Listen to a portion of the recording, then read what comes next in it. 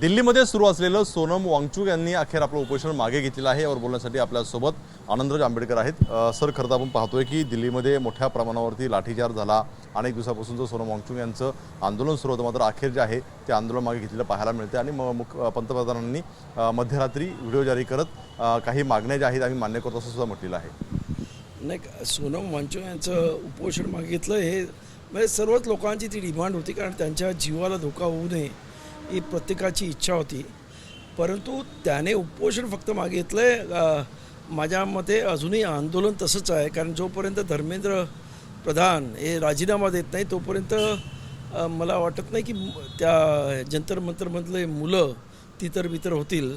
सरकार काहीतरी उगाचच म्हणजे गुळ खोबरं देतात तशा पद्धतीचं हे प्रकरण दिसतं आहे आणि त्यामुळं मुलांचं आंदोलन चालू राहील असं माझ्या माहितीप्रमाणे दिसतं आहे। आणि फक्त आज म्हणजे वांगचुक यांचं उपोषण खरं म्हणजे त्यांच्या जीवावर बेतलं असतं आणि त्यामुळे त्यांनी केलं, त्याबद्दल चांगलंच आहे।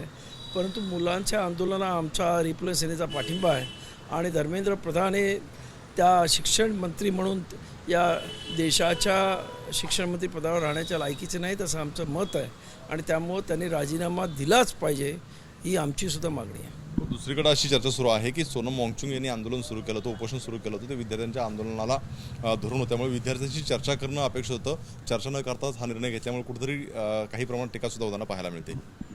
नाही, कसं आहे की त्यांनी त्यांच्या तब्येतीला बघून आणि त्यांच्या कुटुंबियाने बहुतेक ते फोर्सफुली केलं असावं आणि त्यांना तसंही विद्यार्थीसुद्धा सांगत होते आणि अनेक जण केव्हापासून सांगत होते की 20 तारखेपासून त्यांना सांगण्यात येत होतं की हे उपोषण मागे घ्या। आज त्यांनी घेतलं। मला वाटतं की पुढील काळामध्ये सोनम वांगचुक हे अनेक प्रकारच्या अशा प्रकारच्या जे काही आंदोलनं होतील त्याला एक नेतृत्व देऊ शकतात।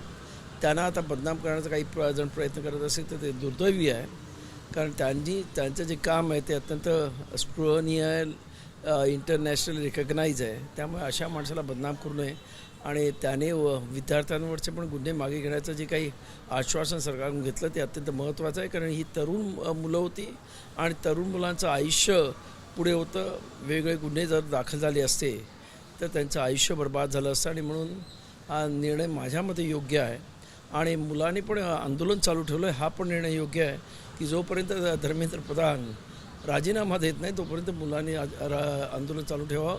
अख्ख्या देशभर अशा पद्धतीचे आंदोलनं होत राहतील, म्हणजे त्यांना पाठिंबा देण्याची असं मला वाटतं आहे। पण खरं तर गेल्या अनेक दिवसांपासून दिल्लीमध्ये ही आंदोलन सुरू आहे, महाराष्ट्रातसुद्धा आंदोलन झाली, मुलांवरती लाठीचार्ज झाला। आता पंतप्रधान म्हणत आहेत की आम्ही संसदेत चर्चा करायला तयार आहोत आणि नवीन विधेयक आणू। नाही, विधेयक आणून पहिल्यांदा मुलांची माग आहे की हे पहिल्यांदा यांचा राजीनामा झाला पाहिजे आणि ते झाल्यानंतरच चर्चा होऊ शकते असं माझं मत आहे।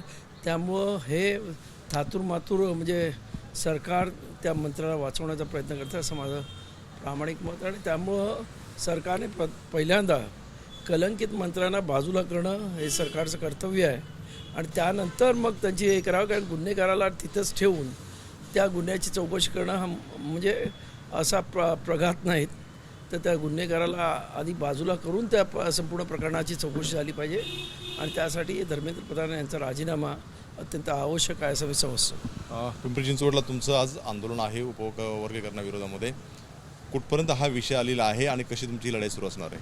आम्ही जिल्ह्यात हे मोठे मोर्चे काढत आहोत। आपण पाहिलं असेल परभणीपासून ते मुंबई नंतर लातूर जालना प्रचंड मोठे असे मोर्चे झालेले आहेत आणि त्याचा प्रचंड मोठा इम्पॅक्ट म्हणजे आमचे मोर्चे 50-60 हजाराच्या खाली कुठचाही मोर्चा झालेला नाही।